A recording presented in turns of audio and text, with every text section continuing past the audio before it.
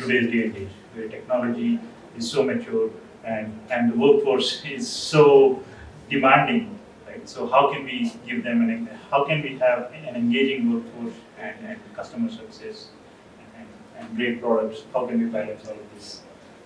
And what can we do at a fundamental level, at the team level, at the individual level to do that? So that's what Scrum is all about.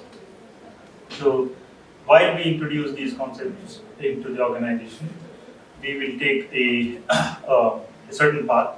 First, we will identify candidates. Candidates meaning the teams, the projects, the products that you are building. We'll identify the candidates which could benefit most urgently through this path that we are taking. Okay. So we'll look at the basics of agility, the Agile manifesto itself. It has 4 values and 12 principles. And then there are a bunch of Agile methods. Our go-to methods would be some, but primarily Scrum out of it. And then we'll try and see how we can scale that across the organization. We will do this in time. Today we will have a brief look at Scrum itself. So before we go there, so this is what it's all about actually. So first we will execute team. We'll look at transforming our teams, and we'll be talking about a lot of these concepts. Agile methods, right? So you have a lot of Agile methods: test-driven development, DSDM, behavior-driven development, feature-driven development, DevOps, Agile unified modeling, extreme programming, and then Scrum. So these are like your South Indian meal plate. So when you start having your meal, you take a little bit of chapati and a little bit of salan and then rice. You finish the chapati first, right? More or less, and then you take a little bit of dal, salan, and you sip the rasam, achar, right? So that's how it's going to be. You will adopt these practices in parts and build your engineering capability through time. So there's a lot of reading I would be expecting from everybody, making notes of these short forms, and simply Google it, and you will find a lot of literature online. No need to go to a university. There's a lot of material, and you can just download and read and benefit at an individual level and for your team and for your customers. And once you have that at a team level, you will be looking at the scaling techniques. How you would do that when you have hundreds and thousands of people in an organization. So these are scaling frameworks out there in the market. Ultimately, what you want to have is flow of work. And then all of this to help the organization survive and not just survive, but compete and succeed and maintain that success in the market. In Scrum, we call it product backlog. And the Scrum Master is primarily responsible for implementing Scrum as per the Scrum guide. And then you have the development team who develops the backlog, the prioritized backlog into shippable increments of the product every week or every sprint, and ships them out to the customer, demos them to the customer. Customer gives their feedback, the users give their feedback, and that feedback goes back into the product backlog and is curated by the product owner. So the feedback could come from the users, the business customers, the stakeholders, or just anybody on the team, and that sort of goes back into the product backlog, and the product owner is primarily responsible to curate and own that backlog. And together with the team, they plan on further increments. So you have complex emergent problems, and you have a way of implementing complex emergent solutions to those problems, which is very, very relevant in software engineering or more complex technology products. also in service. So this is a snapshot from the Scrum Inc. website, which details this from a different perspective. In Scrum, you have 3 roles as we discussed. We look at the events and artifacts in the next slides. It has 5. Scrum has 5 events: the sprint itself, the sprint planning meeting, the daily stand-up meeting, the sprint review meeting, retrospective meeting, and also the backlog meeting. So, those are the events, and then you have the artifacts. Product backlog, as we discussed, it's an artifact. The sprint backlog is another artifact, and the final increment that you saw on the right-hand side is another artifact of Scrum. So, again, just another take on the last 2 or 3 slides. You have 3 roles in Scrum: the product owner, who articulates overall vision, working closely with the customer, the stakeholder, and the teams.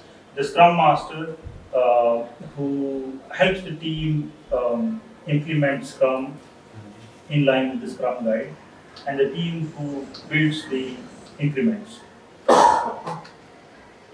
You have the ceremonies, the backlog grooming ceremony, which can happen at least once every sprint.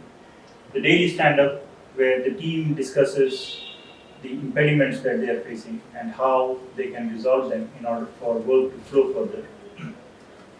At the end of this sprint, the sprint review meeting, where the team demos the increment of the product to the customer, to the stakeholder, to anybody who is deriving value out of the increment. The aim and intent of the demo is to collect feedback and enable people to make decisions based on how things are moving further, right? How the product is taking shape.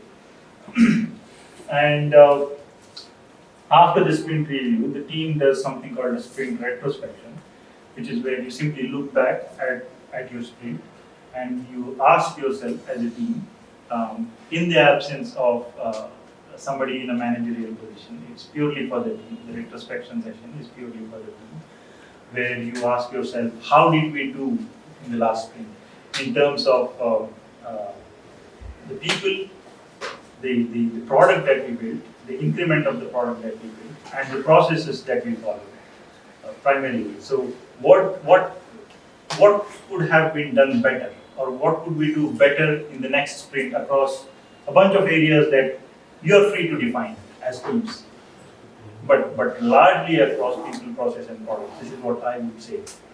So that's what the team discusses in the sprint retrospection meetings, which normally occurs after the demo.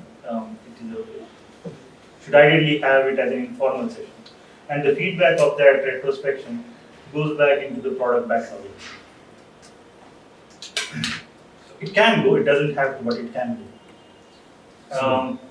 Basically, if you have come across DevOps cycle, right, it is actually equal to that. That means we have a planning session, that is the product owner does that planning session, and then we create codes of it, variant 1 and variant 2, 2 versions of codes. Then it directly goes to deployment mode, and that is continuous integration. Then it goes for testing. Then it goes again after testing, it goes into deployment again. And then it goes for another feedback, and it goes for the planning mode. So it's all about it at this stage.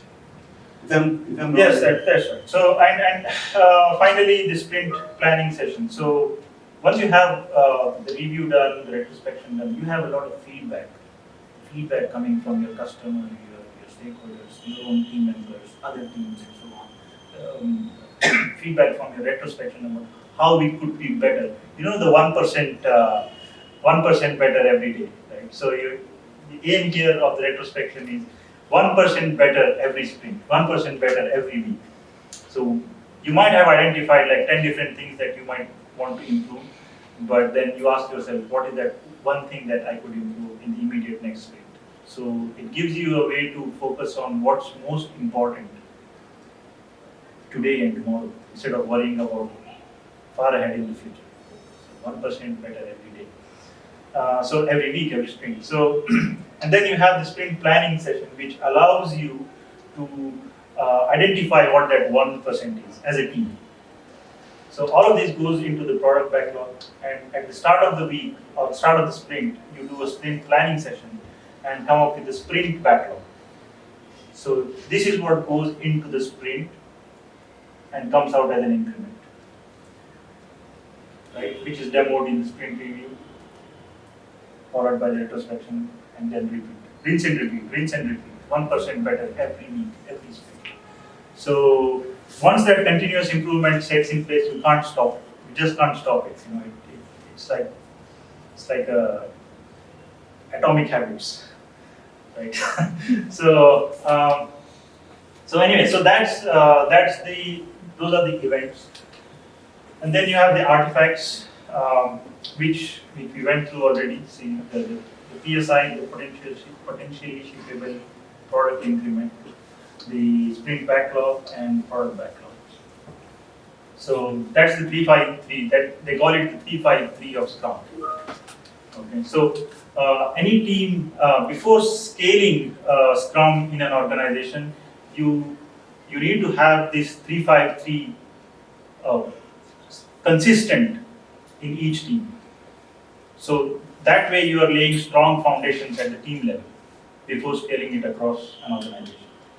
So that's Scrum, components of Scrum.